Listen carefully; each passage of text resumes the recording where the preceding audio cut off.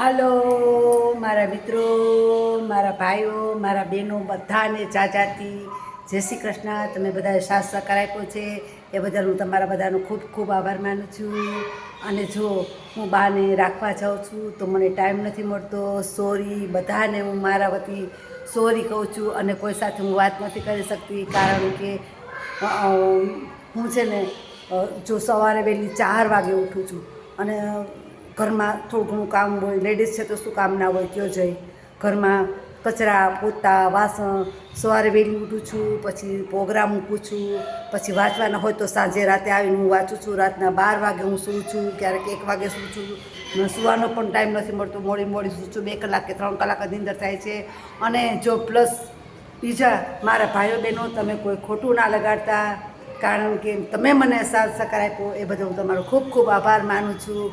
અને બધાને મારા જો વિડીયો ગમ્યો હોય તો લાઈક કરજો, શેર કરજો, સબસ્ક્રાઈબ કરજો અને મને આવો ને આવો સાથ સહકાર આપજો એવી મારી તમને અપીલ છે.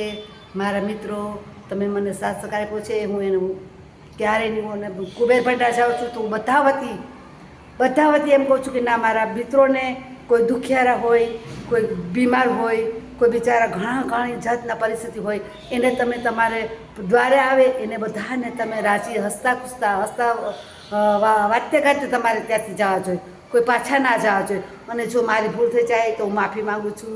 બધા જ મિત્રોને મારો તમારો સાથ સહકાર બદલ હું ખૂબ ખૂબ ખૂબ આભાર માનું છું.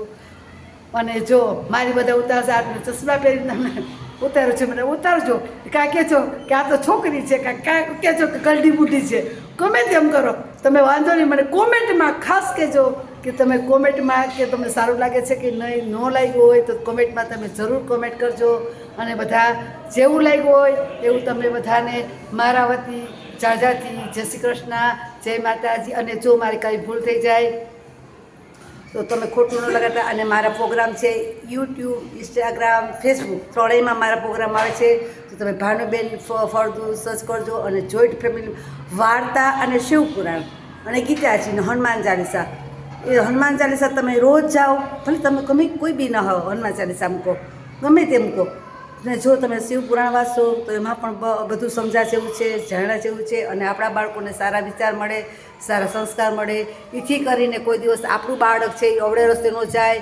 એટલે તમને ખાસ ને ખાસ મારી નમ્ર વિનંતી છે કે તમે તમારા ફેમિલીમાં જોઈન્ટ ફેમિલી સાથે તમે ખાસ ને ખાસ સાંભળજો. અને બધાની માફી માગું છું.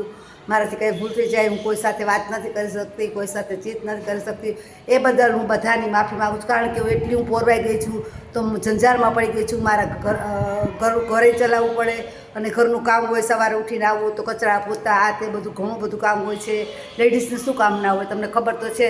તમારા ઘરમાં લેડીઝ હશે તો તમને ખબર હશે કે લેડીઝ સવારથી સાંજ સુધી નવરી જ ન થાય કોઈ દિવસ. એને પૂછી જોજો કે શું. હાલો, જય શ્રી કૃષ્ણ, જય માતાજી.